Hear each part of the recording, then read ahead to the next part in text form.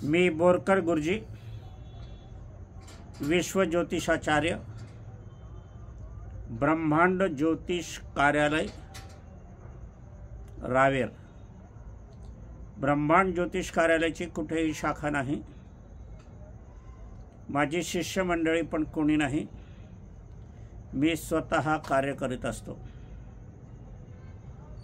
वय 76 आहे। पत्नीचं निधन होऊन 16 महिने झाले। एकाकी कार्य, स्वसामर्थ्यावर कार्य मी करीत आहे। माझे व्हिडिओ प्रसारण हे सारखे सुरू असतात। अनेक जण माझ्या या मार्गदर्शनाला दाद पण देतात आणि मोबाईलवर नवीन विषय पण सुचवतात। त्यानुसार त्यांच्या विषयानुसार किंवा माझ्या बुद्धीनुसार मी मार्गदर्शन करण्याचा प्रयत्न करतो। अनेक विषय डोक्यामध्ये असतात, मेंदूत असतात, बुद्धीत असतात, मनामध्ये असतात, परंतु ते लक्षात यायला हवे आणि त्यानुसार मग अभ्यास करून सत्य प्रसारण करायला हवं। कुठलंही असत्य वृत्त देऊ नये, मार्गदर्शन करू नये असा दंडक मी पाळतो। आजचा कार्य सुरू करण्यापूर्वी माझी पत्नी स्वर्गीय सौ निर्मलाबाई बोरकर यांना अभिवादन करूया आणि आजच्या कार्याचं विश्लेषण, मार्गदर्शनाला आरंभ करूया। आता आजचा विषय हा निधनाचा आहे, मनुष्य निधनाचा। मनुष्याच्या मृत्यूचा अभ्यास जवळजवळ मी 1 वर्ष सारखा करीत होतो। त्यावेळेला माझी वर्तमान स्वर्गीय सौ निर्मलाबाई बोरकर ह्या पण माझ्या या अभ्यासात सामील होत्या। त्यांना पण मृत्यूविषयक कुतूहल होतं आणि ते अधिकाधिक सखोल माहिती मिळवण्याचा प्रयत्न करीत होत्या। काही त्यांनी ह्या बाबतीत संशोधनही केलं होतं, कारण माहेरमध्ये ते सर्वात वडीलधारी होती, खेड्यात राहणारी होती, प्रगल्भ बुद्धिवान होती, अनेक विषयाचं ज्ञान तिला होतं आणि मृत्यू हा सत्य आहे, जन्म हा सत्य नाही, हे तिचं वाक्य होतं। जन्म घेणं आपल्या हातात नाही, पण मृत्यू येणं हे नैसर्गिक आहे, कृत्रिमही आहे, असं तिचं म्हणणं असत असताना ती याला आणखीन एक जोड लावत होती, ती म्हणजे कर्मगती अनुसार मृत्यू। हे तिचं वाक्य, हा तिचा समज, ही तिची बुद्धी अत्यंत आपल्याला तिच्या बुद्धीची झेप किती होती हे आपल्याला बघावयास मिळते। नैसर्गिक मृत्यू, आत्महत्याचा मृत्यू, ॲक्सिडेंटमध्ये मृत्यू, पाण्यामध्ये मृत्यू, अग्नीमध्ये मृत्यू, पण या सर्वांचं एक आहे की कर्मगतीमुळे मृत्यू, निधन, याविषयी तिने संशोधन केलेलं होतं। जसं कर्म असेल तसं निधन, आणि ह्या कर्मगतीच्या निधनाचा आपल्याला आढावा आपल्या जन्मकुंडलीतून मिळतो, हे तिने मला अनेकदा दाखवून सिद्ध करून दिलेलं होतं आणि तेच सूत्र मी वर्तमान स्थितीत वापरत असतो। जन्मकुंडलीत अष्टम स्थान म्हणजे मृत्यूस्थान, जन्मकुंडलीमधले 12वं स्थान म्हणजे वयस्थान, षष्ठम स्थान आरोग्यस्थान, नवम स्थान धर्मकर्म नशिबाचं स्थान आणि आपल्याला मृत्यूचा लाभ कसा होणार आहे, लाभस्थान. 10वं स्थान म्हणजे नशिबाचं, दैवाचं स्थान, कर्माचं स्थान. मातृस्थान 4थं स्थान, 10वं स्थान पितृस्थान, 3रं स्थान कर्तव्याचं स्थान आणि 1लं स्थान आपल्या जन्मयोगाचं स्थान. या योगामध्ये पत्नीचं स्थान 7मं स्थान, संततीचं स्थान 5मं स्थान. या सर्वांचा गोषवारा तिने करून एक सूत्र बनवलेलं होतं की या सूत्रामध्ये आई वडील आहे, आपण आहोत, आपली पत्नी आहे आणि संतती आहे, नातू आहे, पंटू आहे, जावई आहे.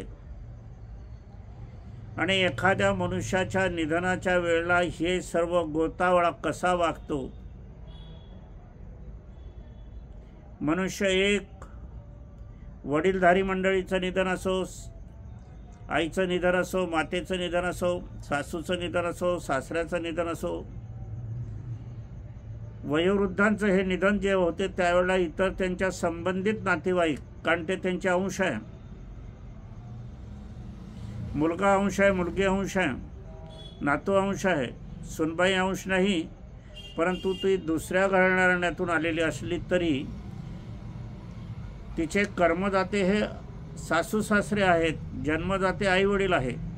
आई वडिलाचं घराणं सोडून ती पुरुषाच्या घराण्यात येते, म्हणून कर्मदाते सासू सासरे असतात. जावई हा दुसऱ्या घराण्यातला असला तरी आपला अंश त्याच्यासोबत जातो, म्हणूनच त्याची बांधिलकी सुद्धा या घराण्याची असते, सासूरवाडीच्या.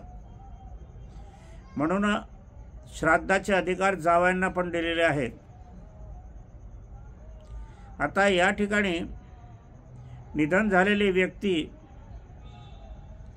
आपण निधन झालेली व्यक्तीला निर्धन म्हणतो. निधन म्हणजे धन नसलेली, पण निधन म्हणजे धन नसलेली. निर्धन हा शब्द आहे, पण सर्रास निधन असा शब्द वापरला जातो, तो चुकीचा आहे. मनुष्याला निधन म्हणणं हे गैरवाज्य आहे, तो शब्द त्याला तिथे लागू पडत नाही, कारण तो सर्व सोडून देतो. धन, संपत्ती, जमीन, जुमला आणि वंश सुद्धा सोडतो, आपला प्राण सुद्धा तिथे सोडतो. खऱ्या अर्थाने ती सर्वश्रेष्ठ दानशूर व्यक्ती असते. तिचं तुल्यमापन कोणीच करू शकत नाही. परमेश्वर सुद्धा करू शकत नाही, 33 कोटी देव करू शकत नाही, महाराज तर मुळीच करू शकत नाही.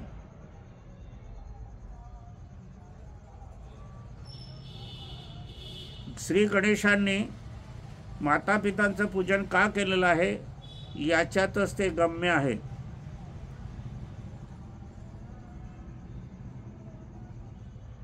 पार्वती बाळाचा शिरच्छेद झाला आणि वडिलांनी, शंकरांनी हत्तीचं मुख शिर बसवलं आणि श्री गणेश निर्माण झाला. आणि श्री गणेशांनी आई वडिलांचे प्रदक्षिणा केला, नमस्कार केला आणि सर्वतोपरी श्रेष्ठ झाला आणि जगाला दाखवून दिलं की या सर्व 33 कोटी देवापैकी आई वडीलच श्रेष्ठ आहेत. म्हणूनच आद्य देवतेचा पूजनाचा मान जो आपण देतो गणेशाला, तो यासाठी देतो, दुसरं काही नाही. मग याच्यामध्ये महाराजाचं स्थान कुठे आलं? म्हणून प्रत्येक घराण्यामध्ये ज्या नातेसंबंधित व्यक्ती आहे त्या सर्वांनी घरामध्ये कुठलंही मंगल कार्य करायचं असेल, वाढदिवस करायचा असेल, सण समारंभ, व्रतवैकल्य करायचे असेल, त्याची सुरुवात माता पितांचं चरण स्पर्श करून, नमस्कार करून आरंभ करणे. आणि हे जे कोणी करणार नाही, जाणून बुजून करणार नाही, ते पापत्व धारण करतील, त्यांच्या कार्यात सफलता मिळणार मुळीच नाही. कारण तुम्ही एकीकडे गणपतीचं आद्य पूजन करून कार्यारंभ करतात आणि गणपतीने जो मार्ग दाखवला आहे तो तुम्ही अनुसरून करत नाही, मग तुम्हाला सफलता कशी मिळेल? ते टाळतात. याच्यातच तुम्ही पापत्वचे भागीदारी होतात. मनुष्याचं निधन झालं म्हणजे ती व्यक्ती संपली असं होत नाही. ती शरीराने तुम्हाला संपलेली अशी वाटत असली तरी तुम्ही जिवंत असेपर्यंत त्यांचे वंश हा संपत नाही, कारण पुढे नातू येतो, मुलगा येतो, पणती येते, पुढे चालत जाते. तुम्ही त्यांच्या पैशावर जगतात, त्यांच्या इस्टेटीमध्ये राहतात, त्यांच्या घरात वास्तव्य करतात, त्यांचं खानपान करतात. तुमच्या शरीरातला प्रत्येक रक्ताचा थेंब त्यांचा आहे. सुनबाईला खऱ्या अर्थाने सौभाग्य प्राप्त होते ते पतीमार्फत असं जरी असलं तरी त्या सौभाग्याचे निर्माते हे सासू सासरेच आहेत. सासू सासऱ्यांनी त्याला जीवित अवस्थेत सौभाग्य दिलेलं आहे, त्याला कारण सासू सासरे. तुम्ही ज्या वेळेला सासू सासऱ्याचा अपमान करतात त्याच वेळेला तुम्ही सौभाग्याचा अपमान करता, हे ठरलेलं आहे आणि हे नक्की आहे. सासू सासऱ्याची अवहेलना करतात त्याच वेळेला तुम्ही सौभाग्याची अवहेलना आपोआप होत असते, पण हे कळत नाही अनेकांना. हे दुर्दैवी आहे. कारण याच्या तिथे तुम्ही ज्या वेळेला एखादी परीक्षा देतात त्यावेळेला लगेच रिझल्ट लागत नाही, काही कालांतराने लागतो. तसाच कर्माचा हिशोबसुद्धा कालांतराने लागत असतो, लगेच फळ मिळत नाही, लगेच परिणाम होत नाही. ते कसे परिणाम करायचे हे कर्मगतीवर अवलंबून असते. गुरुग्रह लिहित असतो आणि ते शनीजवळ देत असतो आणि मग शनी त्याच्यातली वर्गवारी करतो. काही असे असतात की पुण्य किती आहे, पाप किती आहे याचा हिशोब केला जातो, परंतु काही गुन्ह्याला माफी नाही. तिथे शंकरजी पण माफी करू शकत नाही, 33 कोटी देवही माफी करू शकत नाही. ते गुन्हा म्हणजे गुन्हा, पाप म्हणजे पापच नोंदलं जाते आणि हे पाप पराकोटीचं असते. आणि मग पराकोटीचं पाप असल्यावर मग आपण ज्या तऱ्हेने ते पाप केलेलं असते त्याच्या हजारो पट गुन्हाकाराने ते पाप मग भोगावं लागते. निधन झालेली व्यक्ती ही लगेच निधन होत नाही. डॉक्टरकडे तुम्ही जातात, व्यक्ती मृत पावली आहे की नाही याची खात्री करण्यासाठी. त्यावेळेला डॉक्टर सांगतात की आता संपलं.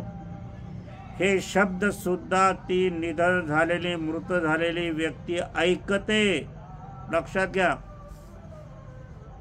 कारण निधन झालं, ज्या वेळेला मृत्यू तुम्हाला झालं त्यावेळेला डॉक्टर थेटस्कोप लावतात, नाडी पाहतात, नाकाजवळ हात नेतात. हे कशासाठी? श्वसनक्रिया बंद झाली आहे का म्हणून.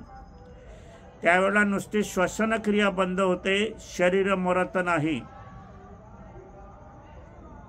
डोळे बंद होतात, जीभ आकसली जाते म्हणून दिसत नाही, दिसणे बंद होते आणि बोलणे बंद होते, परंतु कान शाबूत असतात, बुद्धी शाबूत असते, हृदय चालू शाबूत असते, किडनी चालू शाबूत असते, डोळे शाबूत असतात.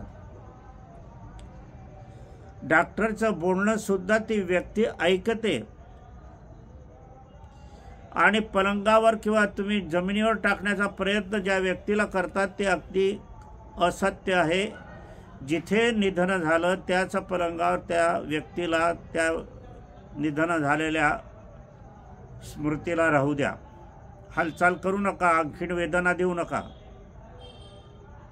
काही लोक पाय धरतात, काही लोक डोकं धरतात आणि जमिनीवर ठेवतात. वेदना होतात त्यावेळेला, ते जीवत असतात. आणि त्यावेळेला आजूबाजू जमलेले लोक आपणाविषयी काय बोलत आहेत ती व्यक्ती ऐकते. आणि आपल्याविषयी जी बोलत असते अंतर्ज्ञानाने ती आपल्याजवळ कोण कोण हजर आहे हे पण बघत असते. त्याचे जीवित अंश जर कोणी हजर नसले तर त्या गुन्ह्याला माफी नाही. कारणाने हजर राहिले नाही तर असं जगातलं कुठलंही कारण नाही की त्या व्यक्तीपेक्षा मोठं असेल. परंतु जग व्यवहारी झालेलं आहे. आणि व्यवहार जिथे असतो तिथे पुण्य नसते, व्यवहारामध्ये पाप असते. व्यवहार हा देण्याघेण्याचा व्यवहार माध्यमाचा असतो, तिथे देणं घेणं असते, तिथे चांगलं नसते. ती व्यक्ती निधन झाली आहे ती दिलेलं असते, सर्व आपल्या हवाली केलेलं असते. अशा व्यक्तीबद्दल जर तुम्ही वाईट भावना ठेवल्या, गैरहजर राहणे, अशा गुन्ह्यांना माफी नाही. हृदय हे काही तास जिवंत असते, स्मृती हे जवळजवळ 2-3 तास जागृत असते, हृदय पण 2-3 तास जागृत असते, लिव्हर पण 2-3 तास जागृत असते, त्वचा ही 24 तास 36 तास जागृत असते. त्वचेवर काहीही परिणाम होत नाही. किडनी सुद्धा 8 तास जिवंत असल्याचं वैज्ञानिक सांगतात. शरीरामध्ये लाखो पेशी असतात, त्या एकदम विझत नाही किंवा त्यांचा जीव जात नाही, एक एक क्रमाक्रमाने त्या नाहीशा होतात, त्यांची शक्ती पात होतो. खऱ्या अर्थाने 36 तास मनुष्याच्या नंतर तो निपचित होतो. परंतु हालचाल बंद झाली की बाकीचे लोक म्हणतात केव्हा उचलणार आहे, केव्हा कार्यक्रम आहे, केव्हा करणार आहे, आम्हाला जायचं आहे. या व्यक्तीने संपूर्ण जीवन आयुष्य दिलं, त्याच्याविषयी ही भावना ठेवणं म्हणजे किती पाप आहे. निदान कमीत कमी 24 तास तरी त्यांना मातीत पुरू नये, समाधी करू नये किंवा अग्निडाग देऊ नये. निधन झालेल्या व्यक्तीने, पत्नीचं निधन झालं तर पतीने त्या बॉडी समवेत बसून आपल्या ज्या भावना आहेत त्या व्यक्त करत राहावा. पतीचं निधन झालं तर पत्नीने तिथे बसावं, अंगावर हात ठेवावे, पायावर हात ठेवावे आणि काहीही घाबरू नये. विनाकारण लोक घाबरतात की तो मृत्यू म्हणजे आपल्याला मृत्यू येईल इतपत ते दाखवतात, पण ते चुकीचं आहे. तो आपलाच मनुष्य आहे, आपलंच आहे, दुसरं नाही. आणि हा सुतक पाळणं हे पण मला मान्य नाही. आपल्याच व्यक्तीचं आपण सुतक पाळणं हे काय आहे? सुतक म्हणजे अशुभ समजलं जाते. अशुभ आहे कुठे? आपली व्यक्ती अशुभ कुठे आहे? अरे ज्याचे तुम्ही सर्व घेतात त्याला अशुभ म्हणतात, हा शब्दच विटाळाचा आहे. ती व्यक्ती अग्नी डाग दिल्यानंतरही शुभत्व असते, सुतक अजिबात नसते. देवांनी आपल्याला जन्म दिला, देवांनीच आपल्याला मृत्यू दिला, मग देवांना सुतक कसं लागेल? आणि आपल्याला व्यक्तीला, वंशाला, मुलाबाळांना, सुनांना, नातवांना, पंटूंना, पंटीला, जावयाला कसं सुतक लागेल? मानवाचं सुतक मानवाला. काहीतरी रचना केलेली आहे त्यावेळेला त्या बुद्धीप्रमाणे. आता तर सुतक पाळणं असं म्हटलं तर 3 दिवसाचं सुतक, कोणी 1.5 दिवसाचं सुतक, 16 दिवसही बसायला तयार नाही. काही तर अंत्यसंस्कार झाल्यावर दुकानदारी चालू, नोकरी चालू, इतर कार्य चालू. अशा या 16 दिवसाच्या कार्यात जर लक्ष्मीचं आवक झाली तर ती लक्ष्मी पापत्व लक्ष्मी धारण करते, शुभत्व नाही. आणि आपल्याला जी संपत्ती त्यांनी ठेवली आहे त्या पापत्व लक्ष्मीत ही गेली तर आपण पाहतो श्रीमंत असलेल्या मोठमोठ्या पिढ्या नष्ट होऊन गेलेल्या, नाहीसा झालेला नावनिशी पण राहत नाही, ते याच योगामुळे. श्राद्धाच्या दिवशी सुद्धा तुम्ही सर्व कार्य बंद ठेवून त्यांच्या फोटोसमोर त्यांचं चिंतन करा, स्मरण करा, आठवण करा, पूजन करा, कीर्तन करा, अर्चन करा, प्रार्थना करा. बाकीचं करण्याची गरज नाही. आणि हे ज्या दिवशी कराल ते सर्व त्या दिवसाची लक्ष्मी ही पापत्व धारण करेल आणि ते भोगाला लावेल, तो कोणी असो. काही वेळेला आपण जसं गणपतींनी आपल्या आईवडिलांना महत्त्वाचं स्थान दिलं आहे, हा मार्ग गणपतीने आपल्याला सुचवलेला आहे, दाखवला आहे, त्या मार्गानेच आपण चाललं पाहिजे. आपल्या घरी काही व्रत वैकल्य असेल तर प्रथम मातापितांचं पूजन, आणि मातापिता स्वर्गीय झालेले असतील तर त्यांचं पूजन अर्चन करून मग इतर देव पूजा करून व्रत वैकल्याला आरंभ करावा. नाही तर करू नये, सुरूच करू नये, नाही तर त्याला फळ मिळणारच नाही. महाराज कुठलेही असो हे आपल्याला देणारे नाही आहे.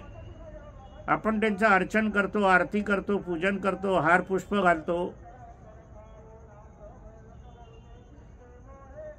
महाराज वेगळे आणि संत वेगळे. संत ज्ञानेश्वरांनी आपल्याला मराठीत गीता दाखवून दिलेली आहे. जनसामान्यापुढे मोठं कार्य केलं संत ज्ञानेश्वरांनी.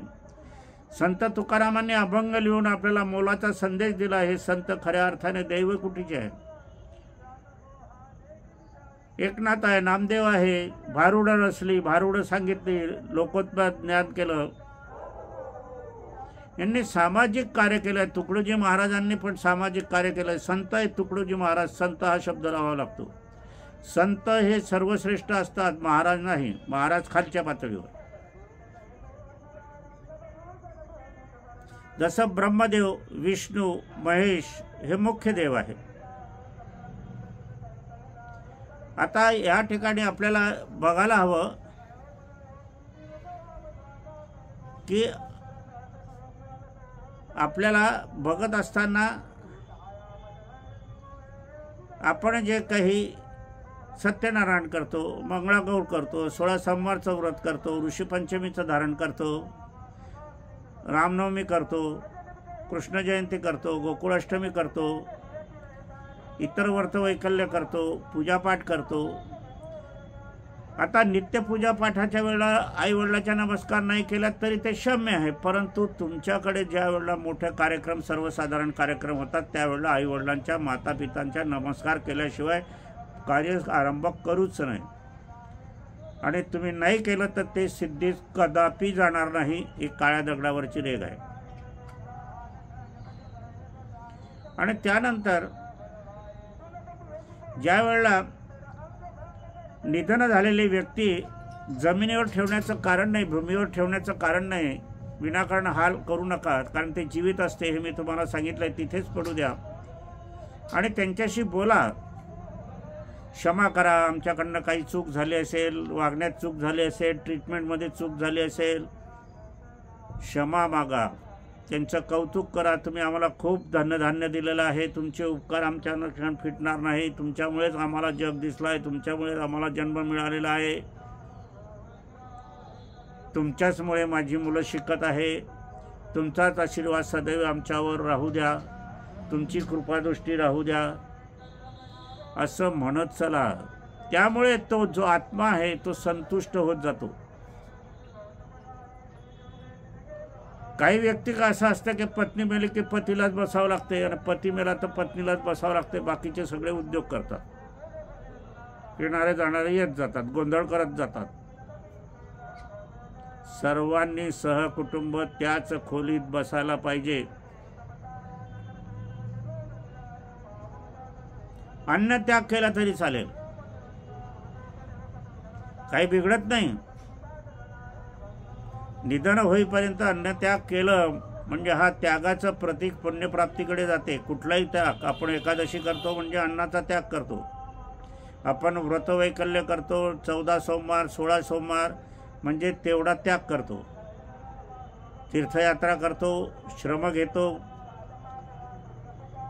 हा त्याग असतो. म्हणजे त्यागामागे आणि अश्रू गाळण्यामागे श्रद्धा असते.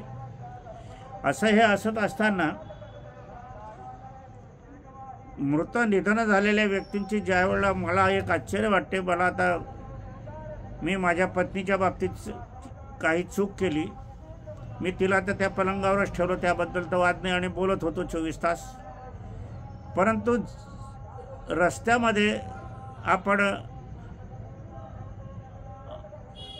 तिरडीवर ते झोपवतो आणि ते बांधतो, हे मला काही त्यावेळेला सुचलं नाही आणि पटलं पण नाही. रस्ता आहे, थुंकणारी आहे, झाडझुड आहे, नेहमी पायवाट होते. तुम्ही झाडझूड केली तरी त्याच्यात काही नाही, तर एखादा लहानसा पलंग गिलंग ठेवून त्याच्यावर मग तिरडी बांधावी असं माझं मत आहे. माझ्या मालांना मी सांगितलं आहे की माझी तिरडी ज्या वेळेला बांधाल त्यावेळेला पलंगावर ठेवून बांधा. आता मी पाळणार नाही की नाही तो नसतो. आता माझी इच्छा पूर्ण करणं हे मुलांच्या हाती आहे.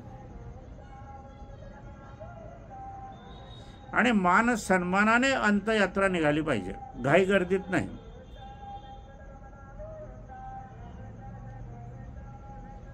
तिरडी उचलाची असेल उचलाची, नाही तर मग मोटारमध्ये, वाहनामध्ये, रथामध्ये जे काही असेल त्या पद्धतीने न्यायचं. आपल्या घरापासून मशानभूमीपावतर सडा टाकायचा, फुलाचा वर्षाव करायचा, वाजंत्री लावले, बँडवाजा नको, डीजे नको, मंगलवाद्य वाजलं पाहिजे, कारण ते स्वर्गात जात आहे लक्षात घ्या. आणि अंत्ययात्रेच्या वेळेला ज्या वेळेला निघते त्यावेळेला घरातील स्त्रिया उंबरठ्याच्या आत राहतात, हे चुकीचं आहे. पत्नी असेल तर तिने पण बरोबर यायचं, सुना नातं असेल त्यांनी पण यायचं, मुलींनी पण स्मशानभूमी त्याचं आणि शेवटचा नमस्कार करायचा. आम्ही दोघांनी ठरवलं होतं, मी जर गेलो तर तू यायचं, तू गेली तर मी तर आहेच. माझ्या घराण्यामध्ये सगळेजण पुरुष मंडळी अगोदर गेली म्हणजे विधवा योग, पण माझी पत्नी माझ्या घराण्यात श्रेष्ठ ठरली, ती ही सौभाग्यवती गेली. तिची आंतरिक इच्छा होती की मी सौभाग्यवती जाईल आणि तिने आंतरिक इच्छा पूर्ण केली. आणि मी तिचं सर्व कार्य मी स्वतः हजर राहून केलेलं आहे. मला त्यात समाधान आहे. अजूनही मी ठरवलेलं आहे की आपल्या अंतिम क्षणापावतर तिचं स्मरण करत राहावं, तिचं गुणगान गात राहावं, तिला नमस्कार करावा, पूजन करावा, दीपक जागृत करावा, अगरबत्ती धूप अगरबत्ती दाखवावी. आपल्या जीवात जीव असे पावतं, कारण ती अर्धांगिनी आहे होती माझी. प्रत्येकाच्या घरी निधन होणार आहे, प्रत्येकाच्या घरी मृत्यू होणार आहे, प्रत्येकाच्या घरी ह्या क्रिया होणार आहे. त्या सर्वांसाठी मी हे सांगत आहे, मार्गदर्शन करीत आहे. कारण मला अनेकांनी ह्याविषयी काहीतरी तुम्ही बोला असं सांगितलेलं आहे, परखडपणे बोला. अनेकांनी माझ्या या बोलण्याचं कौतुक पण केलेलं आहे की तुम्ही जे सांगतात ते आम्हाला नवीन आहे आणि हे सत्य आहे, पण आम्हाला कोणी सांगत नाही. आता मी हे असं केल्यावर काय झालं की आमच्या इथे आमच्या मोहल्ल्यामध्ये काही निधन झालं तर काहींनी पलंगावरच ठेवलं, काहींनी जमिनीवर ठेवलं, त्यांच्या ह्याच्याप्रमाणे. पण काहींनी केलं, अनुसरून केलं, त्यांना बरं वाटलं, त्यांच्या घरात आनंद आहे, आज समाधान आहे.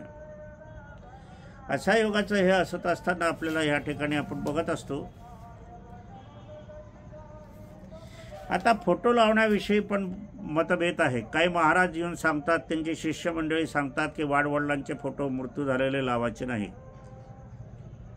महाराजांचे लावा, त्यांचं काही देणं नाही घेणं नाही, काही नाही. साक्षात पृथ्वीवर दिशा नाही हे लक्षात घ्या. पृथ्वी ही सूर्याभोवती फिरत असताना स्वतःभोवती फिरते, म्हणून पृथ्वीवरच्या लोकांना कुठेही दिशा नाही. पूर्व पश्चिम दक्षिण उत्तर सारखा आहे. म्हणून निधन झालेले आपले पूर्वज जे असेल तर आपल्याला सर्वांना दिसेल असे फोटो मोठ्या प्रमाणात लावा. इतरांचे जे फोटो असेल ते लहान असावे, मोठे असू नये. मोठे ज्यांचे फोटो ते पापत्व.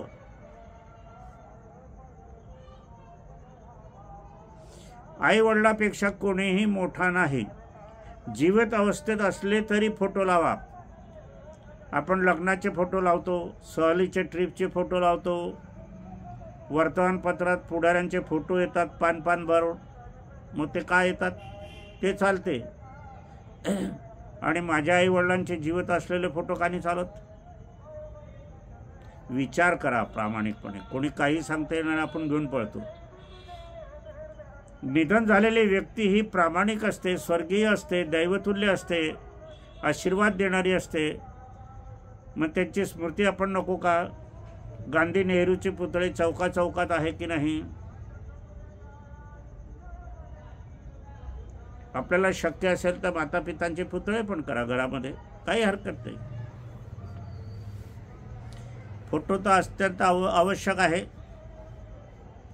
आपल्या प्रतिष्ठानमध्ये लावा, आपल्या ऑफिसमध्ये लावा, दवाखान्यात लावा. ज्योतिष कार्यालय असेल तर ज्योतिष कार्यालयात लावा.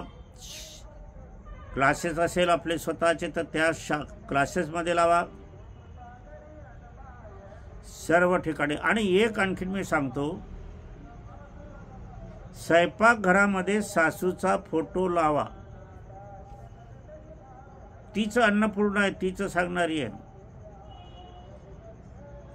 तुम्ही फक्त आपले सासूचं निधन झालं असेल किंवा जीवित अवस्थेत असेल तरी स्वयंपाकघरात फोटो लावा आणि त्या दिवसात अन्नाची चव घ्या. वास्तविक पाहता विज्ञानानं त्याचं परीक्षण करून पाहावं. चॅलेंज आहे माझं. कसा गोडवा येतो, मधुरता येते. आईच्या हातचं इतकं भोजन हे अमृतात समान असते. तिच्या हातचं भोजनाची चव कुठल्याच याला नाही, तो शेफ असो काही असो,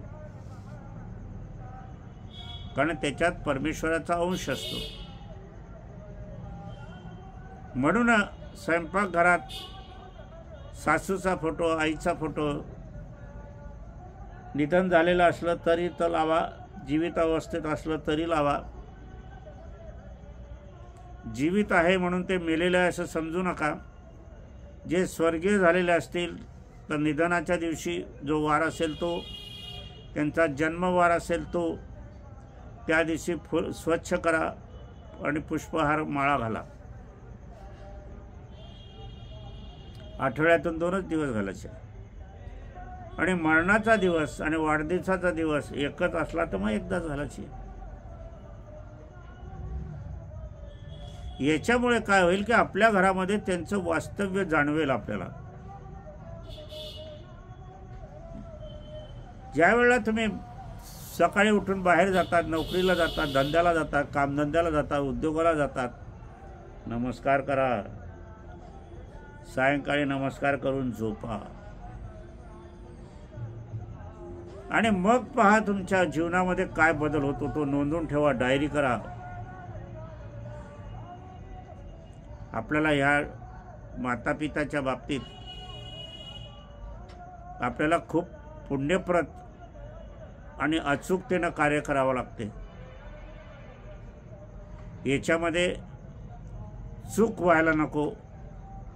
आणि चूक झाली तर मग त्याला क्षमा नाही. असो, आजच्या कार्याचं इथेच समापन करूया. माझी पत्नी स्वर्गीय सौ निर्मलाबाई बोरकर यांना अभिवादन करूया. तिच्यासोबत मी जो मृत्यूचा अभ्यास केला त्याच्यातलाच हा गोषवारा हा आम्ही आहे. ती समोर आहे असं धरूनच मी तुमच्याशी बोलत आहे, बोललो. म्हणून ती माझी गुरु होती. म्हणून स्वर्गीय गुरुवर्य माझी पत्नी स्वर्गीय सौ निर्मलाबाई बोरकर यांना अभिवादन करूया आणि आजच्या कार्याचं समापन करूया.